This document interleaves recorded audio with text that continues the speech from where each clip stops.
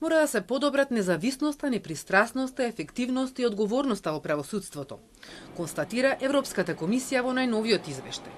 Така во него се најдоа и спогодбите на двајцата функционери од правосудството Иџет Мемети и Наќа Ѓоргиев за кои јавноста реагираше дека се благи, а се нотира и одлуката на судскиот совет парично да го казни апелациониот судија Енвер Беџети, затоа што 9 месеци го држал предметот Таргет тврдина за масовното прислушување.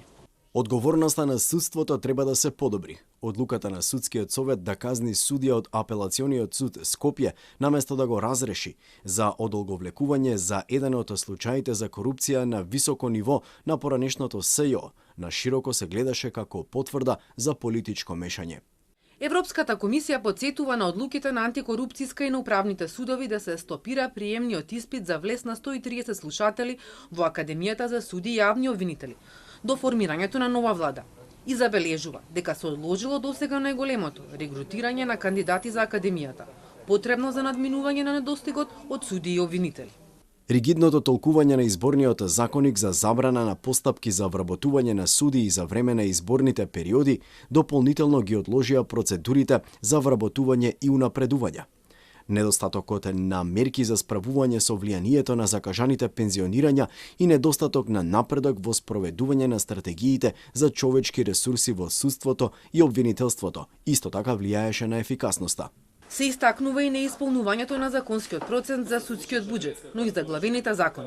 Клучната препорака во овој поглед е осамостојувањето на судскиот буџет, вистинското осамостојување на судскиот буџет, кое не би требало да зависи од претходно одобрување од страна на извршната власт, како и соодветно обезбедување на оној буџет кој државата со закон се има обврзана дека ќе го обезбеди. Законот за парничната постапка е многу години веќе заглавен во собраниска процедура. Тоа е практично речиси готов предлог закон, меѓутоа не знаеме зошто таквиот закон никако не може да биде донесен, а е исклучително битен закон, особено за граѓанските постапки, односно оние тужби со кои што просечниот граѓанин најчесто има интеракција кога станува збор за судскиот систем. Транспарентноста на судскиот и обвинителскиот совет е подобрена, но овие два совети мора да обезбедат сеопфатно образложение на нивните одлуки, вклучително и за избори, назначување и напредување на суди и обвинители, пишува во извештајот. И додека Европската комисија е децидна против распуштање на овие две тела, очекува да се донесе закон за судскиот совет врз основа на препораките на оценската мисија.